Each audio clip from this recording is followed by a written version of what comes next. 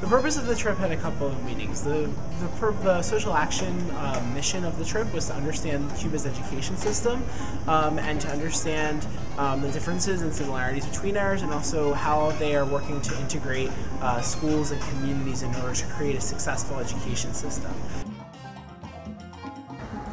When you are a teacher, you are there not only for you, but for the people you are having in front of you. And your task is to convey something to the people there. And when you are a teacher, usually it's to people who are younger than you. So you are also preparing people for life and for the future.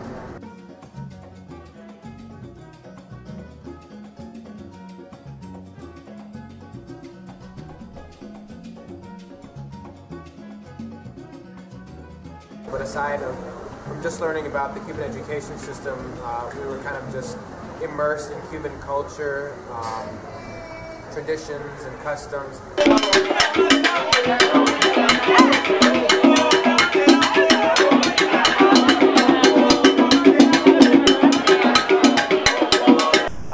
The secondary goal of it was the fact that it is Cuba. It is a country that the United States has not had the strongest relationship with in the past, and so going and understanding and meeting its people, even the fact that our license to be there was called a people-to-people license, kind of illustrates the fact that we were there to understand the Cuban people and to kind of learn to separate them from their government. Being here with you these days, I have felt like if I were 23, 24, 26, because you really are in that spirit. I mean, you are serious, you are sensitive, you are very committed to what you want to do or be, and at the same time, you are fun.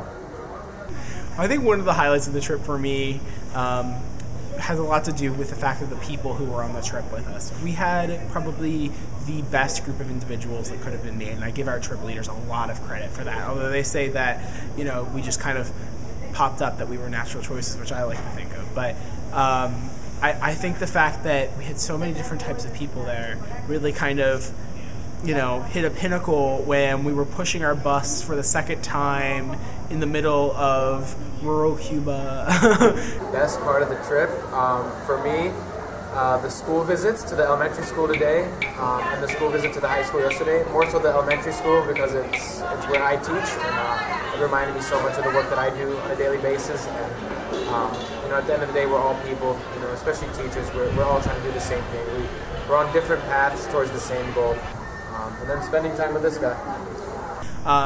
The biggest thing that I can take apart from this is that people are people.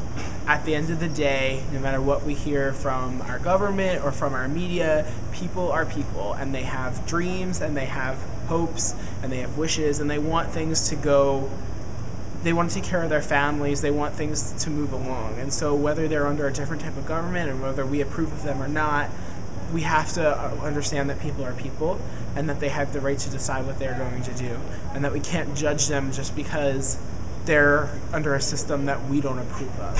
I also take away the fact that you always have to take what you're given with a grain of salt, and that in order to get accurate information about Cuba, I think I had to go there and experience it. And, you know, by no means am I, you know, saying that things are amazing there, because there are things that are really not, and there are a lot of people who are really hurting down there.